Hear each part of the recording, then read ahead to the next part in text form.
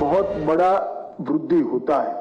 कुल अरेस्ट पहले 1360 हुए थे। हमारे कंज्यूम करने वाले युवाओं के प्रति लिबरल अप्रोच के बाद भी 5650 अरेस्ट हम कर पाए हैं, जो 300% की वृद्धि बताता है। सीज ड्रग पहले 1.52 लाख केजी हुआ था, आज 3.94 लाख केजी हुआ है, जो 160% की वृद्धि दर्शाता है। परंतु मैं इसमें थ्रस्ट देना चाहूंगा कि क्वालिटी ड्रग्स ज्यादा सीज हुआ है और डिस्ट्रॉय भी हुआ है। इसकी सीधी साबिती हमें मूल्य से मिलती है। 2006 से 13 में 5900 किलो का मूल्य का ड्रग विनिष्ट किया गया था, पकड़ा गया था, और 2014 से 23 में 18,100 करोड़ रुपए का ड्रग्स पकड़कर इसको विनिष्ट किया गया है। ये बताता है कि हमारे अभियान को बहुत बड़ी सफलता मिली है। एनसीबी के डीजी ने एक बात पर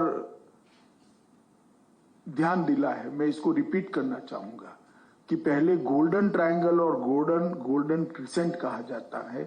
अप्रोच में बदलाव किस प्रकार से होता है, अब हमने न केवल भारत के स्तर पर, अंतर्राष्ट्रीय स्तर पर गोल्डन ट्रायंगल और गोल्डन क्रिसेंट की जगह डेथ ट्रायंगल और डेथ क्रिसेंट नाम को प्रस्तापित करने में सफलता प्राप्त की है।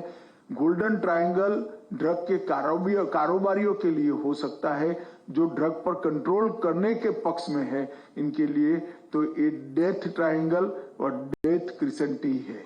और ये अप्रोच सिर्फ सिंबॉलिक नहीं है, ये अप्रोच हमारी लड़ाई की तीव्रता को और दिशा को दर्शाता है। हम सब ने आगे इसी दिशा में जाना है और इसको और नीचे तक ले जाने का प्रयास करना है। मित्रों, ड्रग एलिमिनेशन के लिए कोई एक डेस्टिनेशन का सवाल नहीं है, इसका कोई लक्ष्य निर्धारित किया नहीं जा सकता। ये निरंतर सजगता से साथ करने वाली जर्नी है। एक पल की कोताही भी हमारे पूरे आंदोलन को खराब कर सकती है। इसलिए लक्ष्यों की सिद्धि एक पड़ाव होता है। ये जर्नी ऐसी है, हमें हमेशा चालू कर रखनी होगी और जागरूकता हर पल निरंतर रखनी पड़ेगी। इसके लिए मैं आप सभी को इस स्पिरिट के साथ आगे बढ़ने के लिए भी आग्रह करना चाहूंगा। मित्रों, एनकोड की स्थापना 2019 में हमने की, जिसमें 4 स्तरीय एनकोड की मीटिंगें होती है। शीर्ष स्तरीय एनकोड मीटिंग गृह सचिव की अध्यक्षता में होती है, कभी कभार गृह मंत्री भी इसकी अध्यक्षता करते हैं। कार्यकारी स्तरीय एनकोड समिति की भी मीटिंग होती है। राज्य स्तरीय एनकोड मीटिंग मुख्य सचिव की अध्यक्षता में होती है। मैंने सबसे अनुरोध किया है, मुझे आनंद है कि सभी मुख्यमंत्रियों ने और एलजी ने इसकी अध्यक्षता की है, और जिला स्तरीय एनकोड समिति जिला अधिकारी की अध्यक्षता में होती है। मैं आज एक बार फिर से एक बात पर थ्रस्ट देना चाहूंगा कि सबसे परिणामदायी अगर कोई एनकोड मीटिंग है तो ये जिला स्तरीय है। बहुत सुधार हुआ है गत मीटिंग और आज की मीटिंग में, परंतु मैं कहना चाहूंगा कि हिमाचल प्रदेश और पंजाब दोनों ने जिला स्तरीय मीटिंगों को बढ़ाना पड़ेगा। मेरा दोनों मुख्यमंत्रियों से अनुरोध है कि आप इसमें विशेष ध्यान दीजिए। बाकी सबने राज्य स्तरीय मीटिंग को बहुत अच्छे तरीके से किया है और एक फोर्स बढ़ाया है। एक संयुक्त समन्वय समिति बनाने का भी हमारा प्रयास है, इस पर भी ध्यान देना चाहिए। एक बात मैं जरूर कहना चाहूंगा कि फाइनेंशियल इन्वेस्टिगेशन पर राज्यों ने ईडी का सहयोग करना चाहिए, ईडी के पास काफी मामले भेजने चाहिए। जब तक ड्रग कारोबारियों की फाइनेंशियल इन्वेस्टिगेशन को हम चेन को नहीं तोड़ते हैं, फाइनेंशियल इन्वेस्टिगेशन कर इनके इंटरेस्ट चेन को नहीं तोड़ते हैं, मैं नहीं मानता हमारा अभियान सफल होगा। एनडीपीएस के पेट एनडीपीएस के उपयोग के बारे में भी मैं आग्रह करना चाहूंगा। कुछ मुख्यमंत्रियों ने जिक्र किया कि इसमें कानून में कठोर करना चाहिए, परंतु पेट एनडीपीएस में प्रावधान है ही। इसके तहत आप कठोर कदम ले सकते हैं और संपत्ति की जब्ती का प्रावधान भी एनडीपीएस की कानून के अंदर इनबिल्ट है।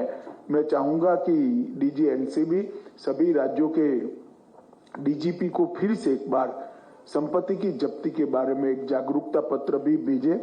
और कुछ मुख्यमंत्रियों ने बेलेबल ऑफेंस के लिए जो कहा है, इसके लिए भी मैं कहना चाहूंगा एनडीपीएस का एक भी कानून बेलेबल, एक भी धारा बेलेबल नहीं है, 137 भी बेलेबल नहीं है।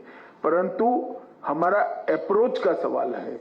हमारा अप्रोच ये होना चाहिए कि ड्रग का जो सेवन करता है वो विक्टिम है, जो व्यापार करते हैं वो गुनहगार है। जब किसी के पास से 30 ग्राम से कम मात्रा में ड्रग मिलती है तो एक्ट में एक ऑप्शन दिया है, अगर जिसके पास से 30 ग्राम से कम मात्रा में ड्रग मिलती है वो अगर स्वयं स्वीकृति देकर रिहेबिलिटेशन सेंटर में जाने के लिए सहमति देता है तो उसको पकड़ना नहीं चाहिए, उसको वापस आने का रास्ता हमने प्रशस्त करना चाहिए। एक भी धारा के अंदर बेलेबल ऑफेंस नहीं है, ये मैं फिर से स्पष्टता करना चाहूंगा।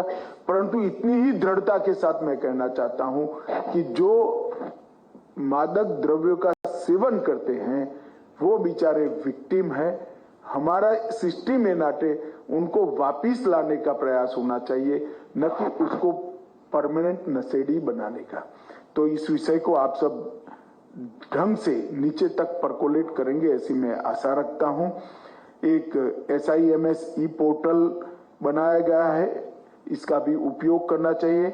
केंद्रीकृत एनकोड पोर्टल जिसके बारे में बहुत जानकारी नीचे तक पहुंच गई, उपयोग भी उसका हुआ है, परंतु मैं आशा करता हूं कि इसके थानों तक हम परकोलेट करें। एक निदान कर एकीकृत डेटाबेस है और नफीस है फिंगरप्रिंट्स के लिए, दोनों का उपयोग करना चाहिए।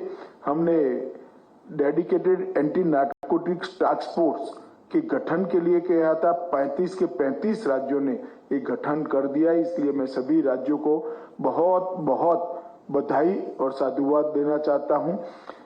एक मैं सभी राज्यों के मुख्यमंत्रियों को अनुरोध करना चाहूंगा कि राष्ट्रीय नारकोटिक्स कैनाई पूल की स्थापना हमने की है।